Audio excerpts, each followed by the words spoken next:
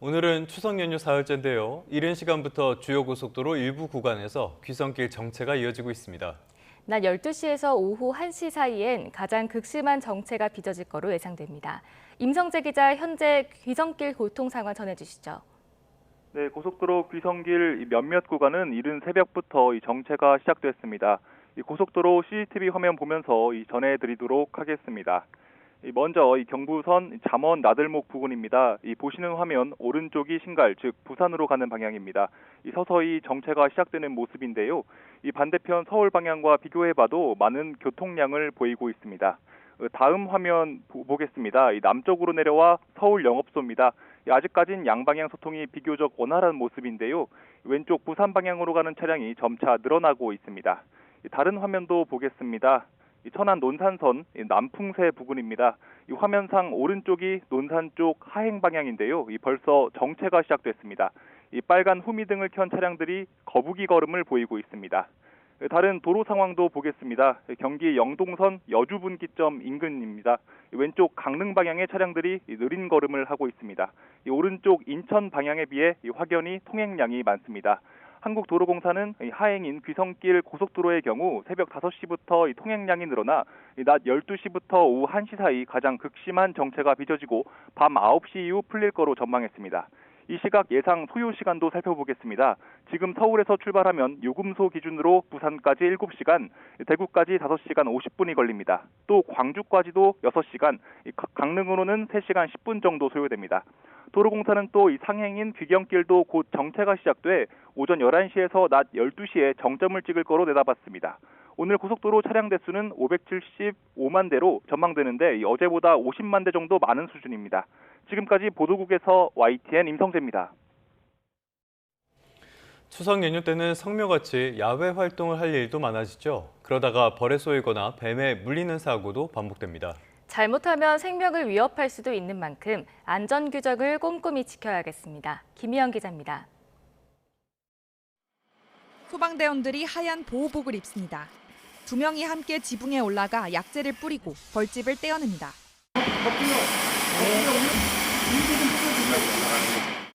얼마 뒤 이번에는 야외 공원 카페에 벌집이 있다는 신고가 들어왔습니다.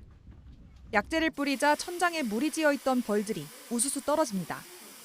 추석 연휴와 가까운 초가을은 벌들이 활발하게 움직이며 공격성도 강한 시기로 관련 신고도 잇따르고 있습니다. 만약 벌에 쏘였을 때 숨이 차고 어지럽다면 알레르기 반응일 수 있어 빨리 병원에 가야 합니다.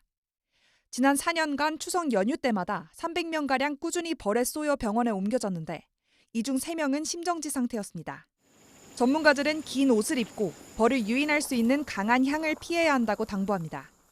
특히 벌은 어두운 색을 보면 천적이라고 생각하고 공격할 수 있어서 이렇게 밝은 옷을 입는 게 안전합니다.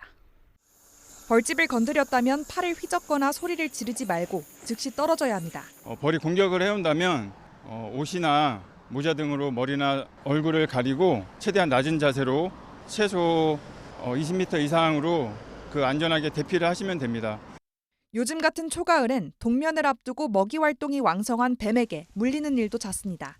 최근 5년 추석 연휴 기간 뱀에게 물려 병원으로 이송된 환자는 모두 174명으로 해가 지날수록 늘어나는 추세입니다.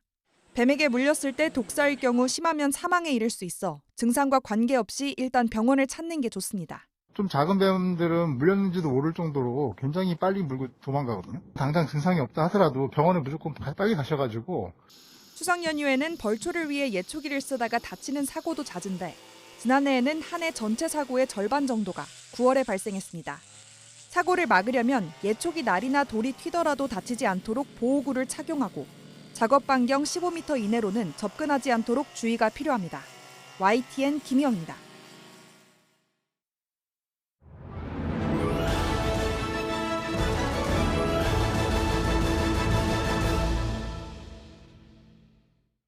네, 새 정부의 123대 국정과제를 짚어보는 특별 기획입니다. 두 번째 순서는 바로 검찰개혁입니다. 내년 10월 설립 78년 만에 검찰청은 해체될 예정입니다. 하지만 보안 수사권 같은 구체적인 후속 조치를 놓고는 여권 내에서도 이견이 여전합니다. 강진원 기자입니다. 국민의힘의 거센 반발에도 거대 여당의 주도로 국회 문턱을 넘은 정부조직법 개정안. 찬성 174인, 반대 1인, 기권 5인으로서 가결되었음을 선포합니다.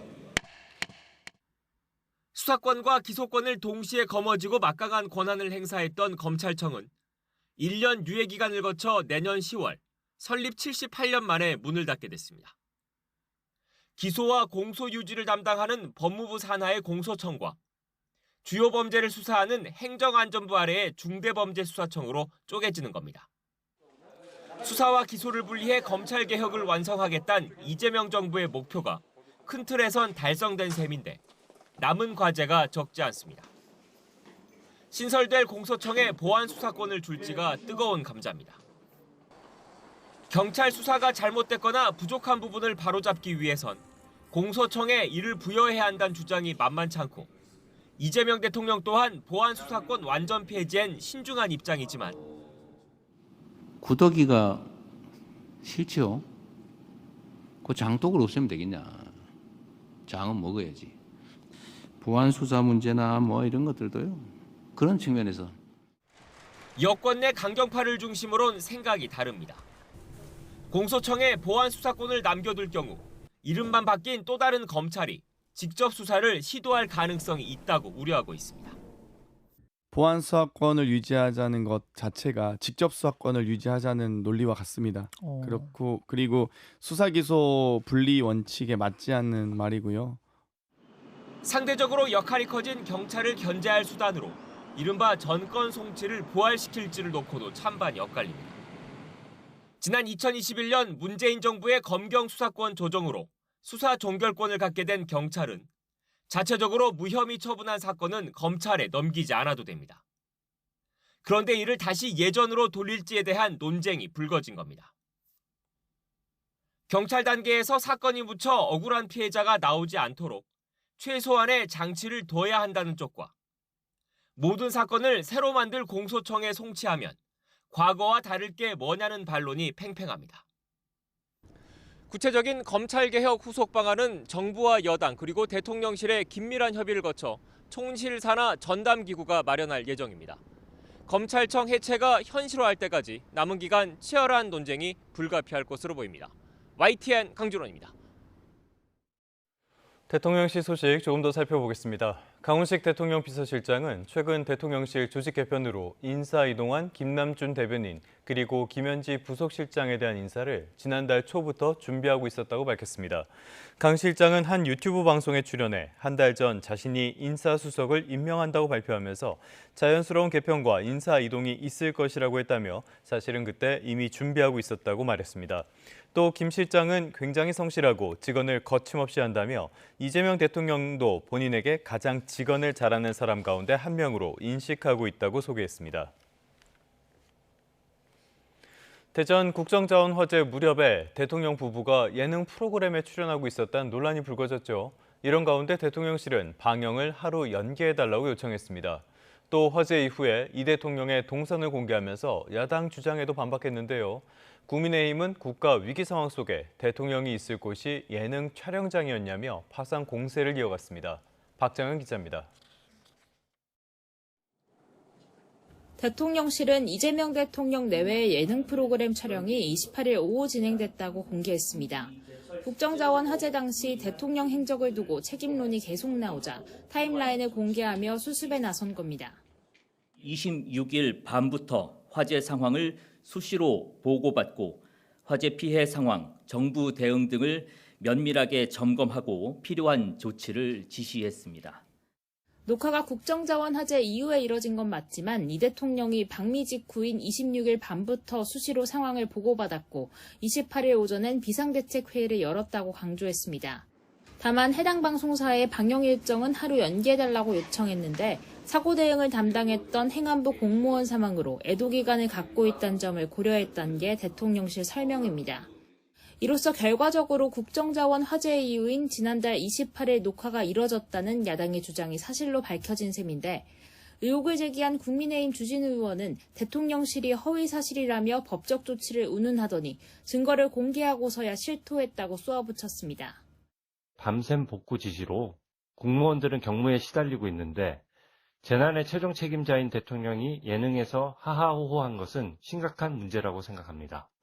당도 위기 대응 골든타임을 예능 촬영으로 허비했다며 이 대통령 사과를 촉구했습니다. 민주당은 과도한 정치 공세라고 맞받았습니다. 대통령은 귀국하자마자 화재 대응 지시와 대책 마련에 즉각 착수했다며 야당 지적은 발목 잡기에 불과하다고 깎아내렸습니다. 방송 출연은 국민과 더 가까이 소통하려는 노력의 일환이고 그 과정을 국민들께 설명드렸습니다. 건전한 비판이 아니라 국정 발목 잡기에 불과합니다. 대통령실의 뒤늦은 해명에 국민의힘은 명백한 국정 공백으로 봐야 한다며 국정감사 등을 통한 공세를 벼르고 있는 만큼 당분간 공방이 이어질 전망입니다. YTN 박정현입니다.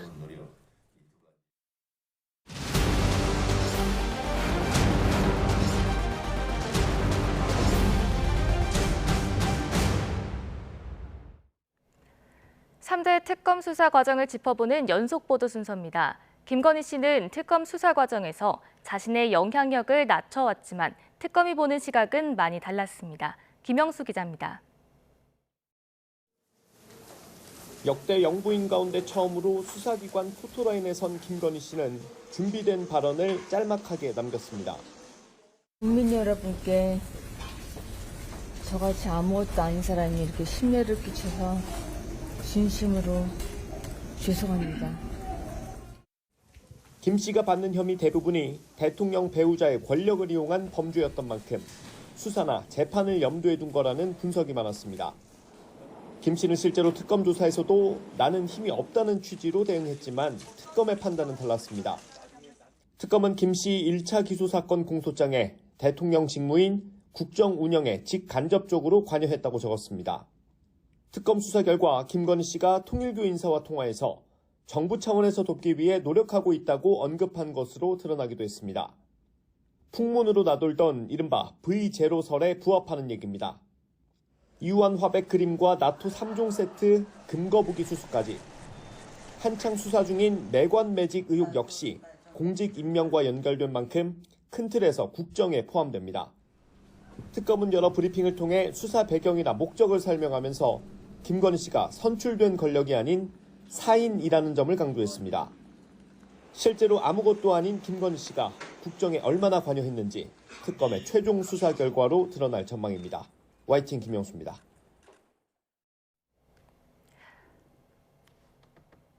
어제 김건희 특검이 진행하려던 한학자 통일교 총재 조사가 한 총재 불출석으로 불발됐습니다.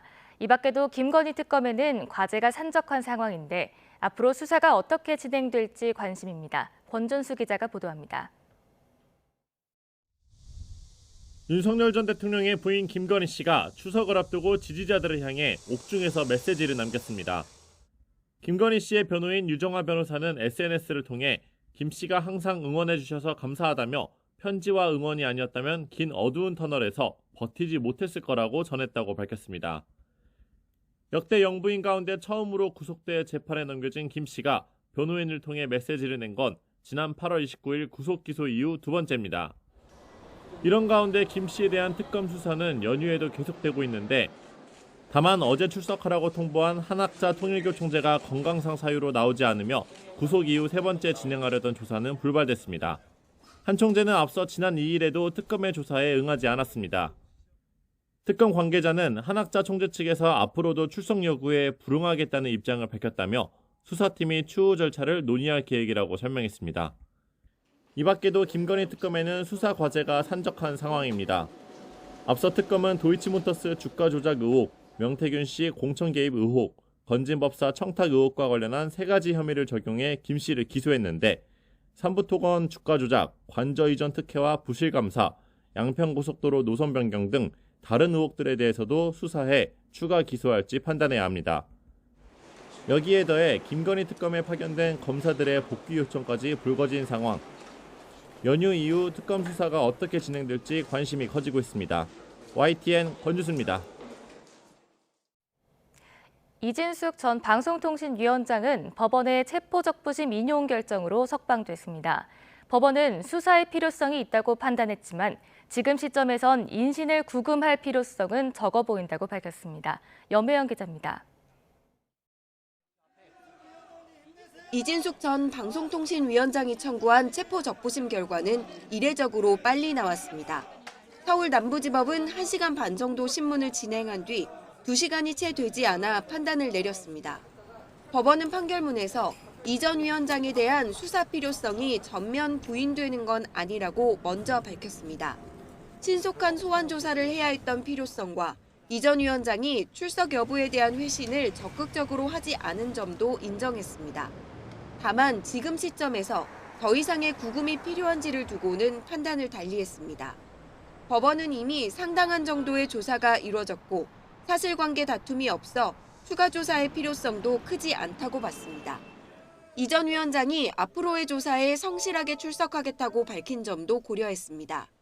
법원으로서는 앞서 체포영장을 발부했던 이유를 부정하지 않으면서도 신병 확보가 더는 필요하지 않다고 판단한 겁니다. 이에 따라 영등포경찰서 유치장에서 결과를 기다리고 있던 이 전 위원장은 즉각 석방됐습니다. 이재명 검찰과 이재명 경찰이 세운 수갑을 그래도 사법부에서 풀어주었습니다. 대한민국 어느 한 구석에는 민주주의가 조금이라도 남아있는 것 같아서 희망을 보고 있습니다.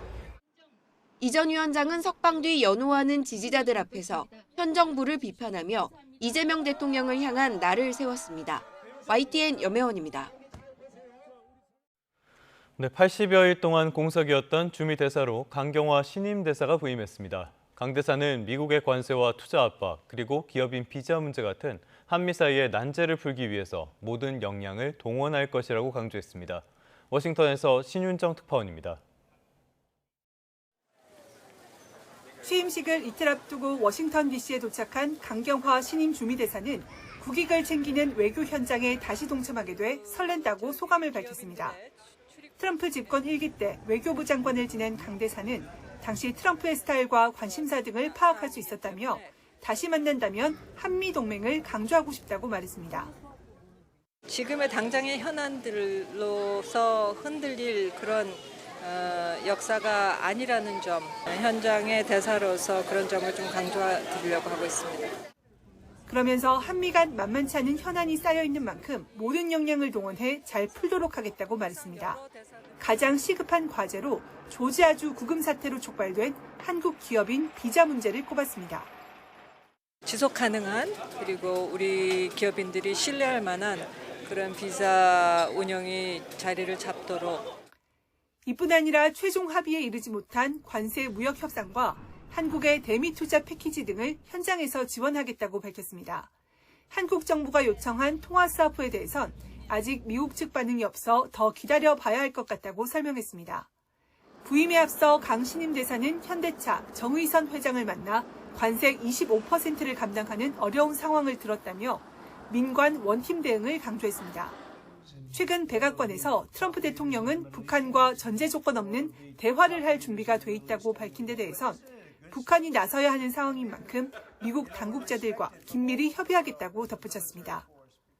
대통령께서도 트럼프 대통령께서 북한하고의 대화를 하시는 것을 적극 지지한다는 발언을 하셨고 현장에서도 대통령의 의지를 받들어서 그런 메시지를 계속 각계에 발신을 하고 강 대사는 미국 정부의 신임장 제출 절차 등을 마친 뒤 본격적으로 업무를 시작합니다.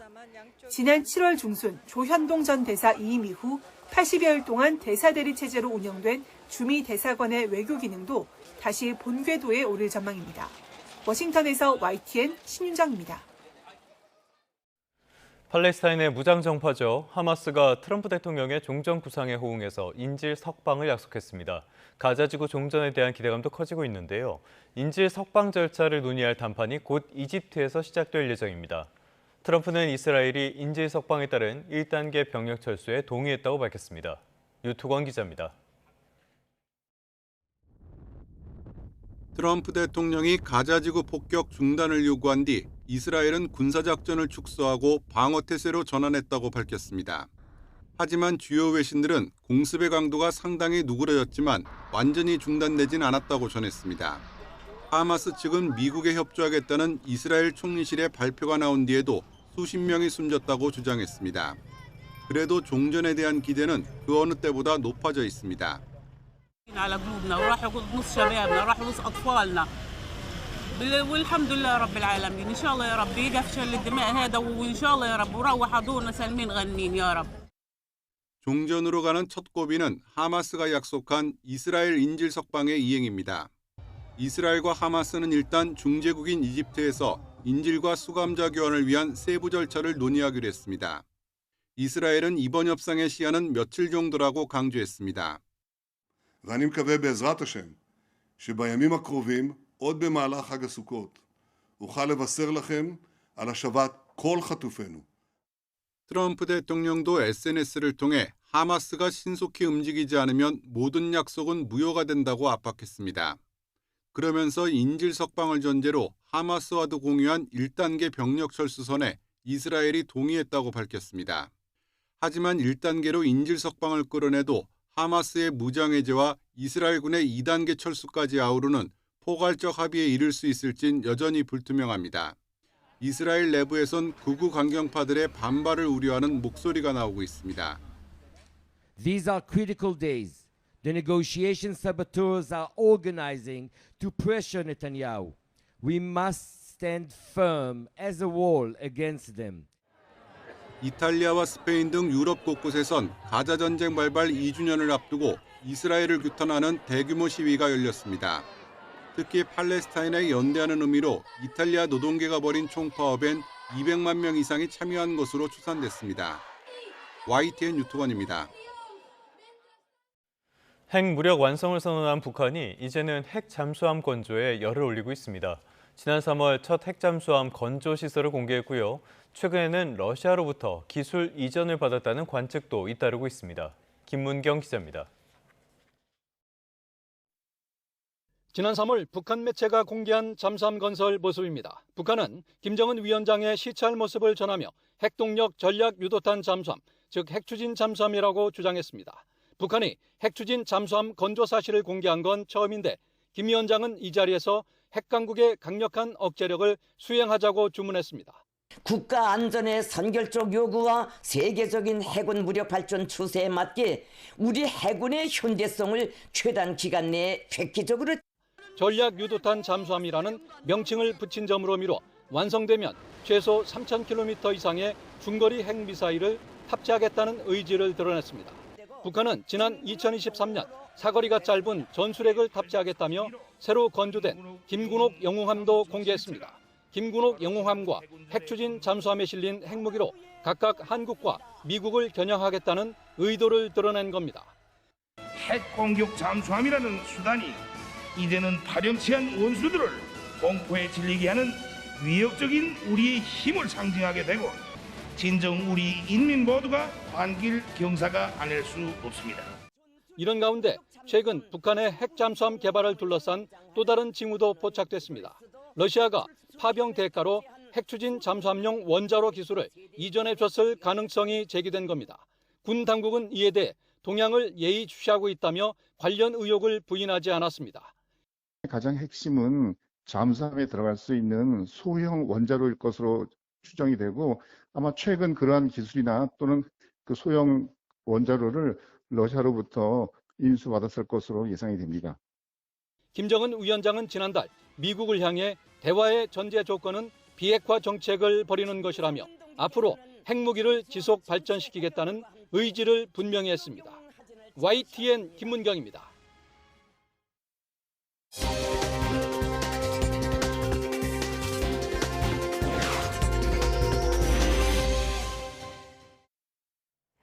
우리 군 자체 방위력 증강을 위한 사업 20여 개가 내년 예산에 반영되지 않은 거로 파악됐습니다. 북핵, 미사일 방어 핵심인 삼축 체계부터 무인기 관련 사업까지 포함돼 있는데 정부가 강조해온 자주국방의 필수적 사업인 만큼 우려의 목소리도 나옵니다. 박희재 기자가 보도합니다. 이재명 대통령은 유엔 총회 참석을 앞두고 외신 인터뷰에서 자주국방 필요성을 거듭 부각했습니다. 우리 대한민국 정부로서도 저 자신부터 국방비 증액의 필요성, 자주국방력 강화라고 하는데 관심이 높고 그런데 정작 방위력 증진 사업 상당수가 내년도 예산에 반영되지 않은 것으로 확인됐습니다. 방위사업청이 올해 정부에 예산을 요청했다가 반영되지 않은 국방사업 23건을 들여다봤습니다. 북핵, 미사일 억제 핵심, 삼축체계 관련 사업들이 눈에 띕니다. 북한 단거리 탄도미사일을 요격하는 무기체계 LSAM-2 개발 사업이 대표적. 고고도 미사일 대응도 가능해 주한미군의 사드도 대체할 수 있다는 평가가 있어 자주국방 기대감을 모았던 사업입니다. 다른 유도탄 사업에 집중하느라 인력이 없어서 지금 단계선 사업 타당성이 없다는 이유로 예산은 반영되지 않았습니다. 정확한 요격을 위한 활공단계 유도탄 개발을 내년부터 시작할 계획이었지만 내년 추진은 무산됐습니다. 대량 응징 보복 단계에 동원될 특수침투정은 장비 사업 자체가 타당한지 재검증이 이뤄지고 있고 아파치 헬기 추가 도입을 골자로 한 대형 공격 헬기 2차 사업은 합참 차원에서 유무인 체계로 대체 전력을 검토하고 있다는 이유로 추경에 이어 내년도 예산안에도 미반영되면서 사업 백지화 가능성이 더 커졌습니다. 러시아, 우크라이나 전쟁을 계기로 북한의 무인기 위협도 급부상한 가운데 섭씨 700도가 넘는 고출력 레이저로 적의 소형 무인기를 무력화시킬 목적의 블록 1을 더 강화한 블록 2 연구개발 사업의 경우 아직 사업 타당성 조사를 마치지 못한 만큼 내년 시작은 일단 무산될 가능성이 큽니다. 이재명 정부가 임기 내 전작권 전환을 공언했지만 삼축체계 예산이나 기존 재래식 전력 예산을 삭감한 것은 문제가 있다고 봅니다. 이번 정기국회에서 재논의가 돼야 된다고 생각합니다. 자주국방을 기치로 내건 정부가 내년 국방 예산을 7년 만에 최대 폭으로 증액할 예정인 가운데 북한의 위협에 필요한 사업이 내실 있게 추진되도록 면밀하고 신속한 검토가 필요하다는 지적이 나옵니다. YTN 박희재입니다. 갈수록 퍽퍽해지는 지갑 사정에 이왕이면 저렴한 커피를 찾는 소비자들이 늘면서 5대 저가 커피 브랜드 매장 점포는 10,000곳을 넘었습니다. 매년 급성장하는 추세인데 정작 가맹점주들은 본사의 무분별한 점포 확장에 과잉 경쟁 상황에 놓이고 있습니다. 윤웅성 기자가 보도합니다. 한눈에 들어오는 불과 20m 남짓한 거리에 카페 4곳이 다닥다닥 붙어 영업 중입니다. 모두 5대 저가 커피 브랜드 매장입니다. 불경기 속에 해마다 성장을 거듭한 저가 커피 브랜드 점포는 10,000곳이 넘었습니다. 5년 전 3,000개 미만으로 추정됐지만 짧은 시간 안에 3배 넘게 늘어난 겁니다. 공격적인 점포 늘리기에 우후죽순 매장이 생기면서 카페 사이 거리도 점점 가까워질 수밖에 없는 게 현실입니다. 과거 논란이 된 편의점 업계는 과잉 출점으로 인한 폐업이 속출하면서 경쟁사 사이 50m에서 100m 안에 개점을 자제하는 자율규약이 자리 잡았지만 저가 커피 업계는 이 같은 약속도 없습니다.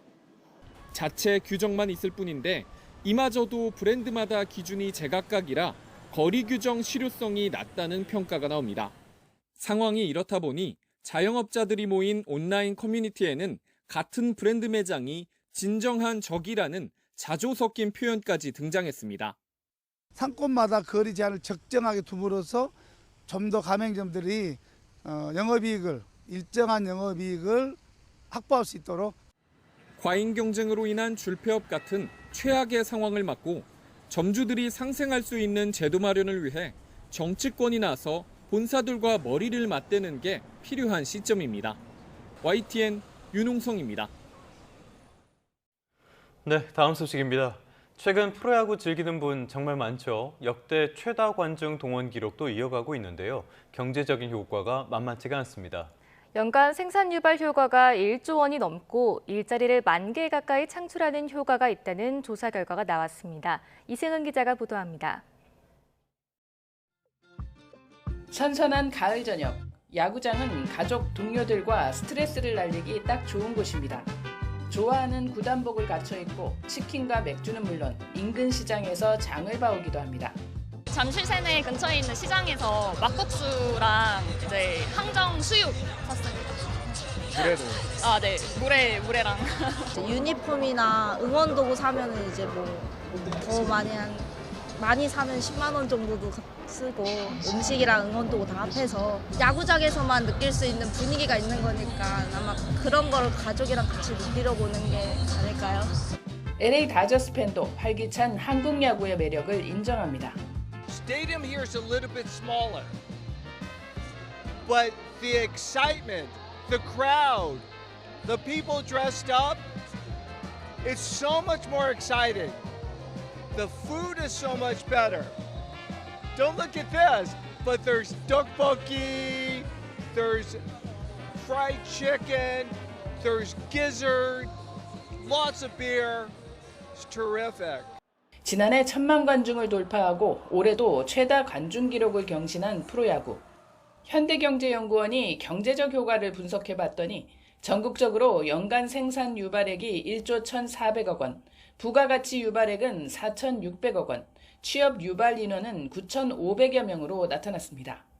특이한 점은 지역 밀착형 스포츠지만 구단 연고지 외에 타 지역에 미치는 경제적 파급 효과가 전체 경제적 효과의 3분의 1에 이른다는 점입니다. 프로야구의 지역 내 생산 유발액이 가장 많은 곳은 역시 3개 구단이 있는 서울이었습니다. 하지만 단일 구단 기준 지역 내 생산 유발액이 가장 많은 곳은 기아 타이거즈의 광주로 920억 원이었습니다. 지난해 광주의 프로야구 관람객은 126만 명으로 광주 인구의 90%에 해당합니다. 소비 지출액 대비 취업 유발 효과가 가장 큰 곳은 삼성 라이온즈의 연고지 대구였습니다. 취업 유발 인원이 대구 취업자의 0.08% 수준인 1,014명이었습니다. 연구팀은 특히 프로야구가 불황에도 꾸준한 소비와 고용을 창출한 점을 주목했습니다. 그러면서 경기 방어 성격이 두드러진 프로야구를 전략적으로 육성할 필요가 있다고 강조합니다. 미국 같은 경우에는 프로스포츠 시장이 굉장히 거대해서 산업 전반에 막대한 부가가치를 창출하고 있고요. 또 일본과 같은 경우에는 스포츠청을 설치를 해서 스포츠만의 파급력을 제도적으로 관리를 하고 있습니다. 연구팀은 영국 프로축구처럼 우리 프로야구를 관광자원으로 발전시키는 방안도 추천했습니다. YTN 이승은입니다. 미국 뉴욕주에 있는 쿠퍼스타운은 명예의 전당이 위치한 미국 야구의 성지입니다. 이제 한국에도 그 위상을 이어받을 만한 한국판 쿠퍼스타운이 조성됩니다. 한국 야구 명예의 전당과 최첨단 체험시설을 갖춘 부산 기장 야구 테마파크입니다. 김종호 기자입니다. 화면 속 투구 모습에 따라 실제 공이 타석을 향하고 때를 놓친 타자 방망이가 허공을 가릅니다. 투구와 주루도 직접 체험할 수 있는 시설과 각종 디지털 미디어로 야구를 즐기는 공간까지 마련됐습니다. 부산 기장군이 아시아 최대 규모로 조성한 야구 전용 체험관으로 내년 상반기에 문을 엽니다. 저희가 야구 어떤 문화를 선도하고 야구 활성화에 기여하고자 국내 타 스포츠와는 타별화되는 이질적인 체험시설을 많이 기획하고 노력하고자 이게 만들었습니다. 체험관 바로 옆에는 기후나 날씨와 상관없이 이용할 수 있는 실내 야구 연습장도 함께 공사를 마쳤습니다. 체력 단련장과 물리치료실, 체력 측정실과 전략 분석실 등도 갖춰 체계적인 훈련과 경기 준비를 돕습니다. 건물 옆으로는 18세 이하 세계 청소년 야구대회 등 각종 대회와 사회인 경기에 활용 중인 야구장 6면이 자리했습니다. 얼마 전에는 우리 야구 120년 역사를 기념하는 한국야구 명예의 전당까지 첫삽을 뜬 이곳은 부산 기장야구 테마파크입니다. 오는 2028년에 유스 호스텔까지 문을 열면 기장군 야구 테마파크는 연간 25만 명 이상이 찾는 야구 중심지로 우뚝 설 전망입니다. 올해 프로야구 관중수가 사상 처음으로 1,200만 명을 돌파하는 등 야구 인기는 매년 더 뜨거워집니다. 열기를 고스란히 이어받아 야구 테마파크를 시즌과 비시즌 가리지 않는 야구 팬의 집합소로 만들겠다는 게 기장군 포부입니다. 국내 최초이자 최대 규모, 최고 수준의 야구 복합 문화 공간입니다. 이곳에서는 야구 경기와 전지훈련 외에 관람, 체험, 역사 등 야구의 모든 것을 미국에서 야구를 좋아하는 사람이라면 꼭 한번 찾고 싶어하는 곳이 명예의 전당이 있는 뉴욕주 쿠퍼스타운입니다. 기장군이 야구하면 떠오르는 성지, 한국판 쿠퍼스타운으로 자리매김할 수 있을지 주목됩니다. YTN 김종호입니다. 이재용 삼성전자 회장의 장남이 최근 미국 시민권을 포기하고 해군 사관학교로 입교해서 많은 이목을 끌었습니다. 뿐만 아니라 SK와 하나그룹, HD현대 등 주요 그룹 일가에서 사병이 아닌 장교를 선택하는 경우가 많은데요. 왜 그런 건지 박기환 기자가 취재했습니다. 미국에서 태어난 이재용 삼성전자 회장의 장남 지호 씨는 군 복무를 위해 미국 시민권을 포기했습니다. 복수 국적을 유지할 수 있는 사병 입대 대신 해군 학사장교를 택했기 때문입니다. 이지호 포기하지 않겠습니다. 이 모습을 지켜본 시민들은 자랑스럽고 멋지다며 삼성의 그 어떤 광고보다 훌륭하다는 반응을 보였습니다. 지호 씨뿐만이 아닙니다. SK와 하나, 현대가 등 대부분 병역 면제를 받았던 아버지 세대와 다른 선택을 한 3세, 4세가 줄을 잇고 있습니다. 더 힘든 훈련, 그리고 병사의 2배에 달하는 긴 복무 기간을 감수하는 이유는 뭘까? 긴 외국 생활 뒤 한국에 적응할 기반과 함께 무형의 미래 자산을 만들기 위한 선택이라는 분석입니다. 한국의 젊은이들은 친환경과 공정성을 최우선 가치로 가지고 있는 세대이기 때문에 MZ세대 상속인들은 공정성을 최대한 확보하는 게 승계나 미래 가치, 그다음에 기업의 지속 가능성에 절대적으로 유리하다. 폭넓은 경험과 자신만의 이력을 가질 수 있다는 것도 큰 장점으로 꼽힙니다. 최태원 SK그룹 회장의 둘째 딸 민정 씨는 해군 장교로 자원 입대해 청해부대로 파병됐습니다. 소말리아 해역을 지나는 상선들을 해적으로부터 지켜내는 임무를 수행하며 큰 주목을 받았습니다. 하나그룹 김동관 부회장은 공군 통역장교로 복무하며 정운찬 당시 국무총리와 미 국방장관의 회담 자리에서 외교 무대를 직접 경험하기도 했습니다. 본격적으로 사업에 뛰어들기 전 리더십 경험도 중요한 가치로 여겨집니다. 병사와 부사관을 직접 이끈 귀중한 경험을 대대로 이어받은 곳도 있습니다. HD현대 정기선 수석 부회장은 아버지 정몽준 아산재단 이사장에 이어 육군 ROTC 장교로 복무했고, 동국제강 역시 형제에 이어 아들까지 공군 장교의 명맥을 이었습니다. 병역 의무로부터 솔선수범해 사회적 책무에 앞장서는 재계로 거듭날 수 있을지 주목됩니다. YTN 박견입니다.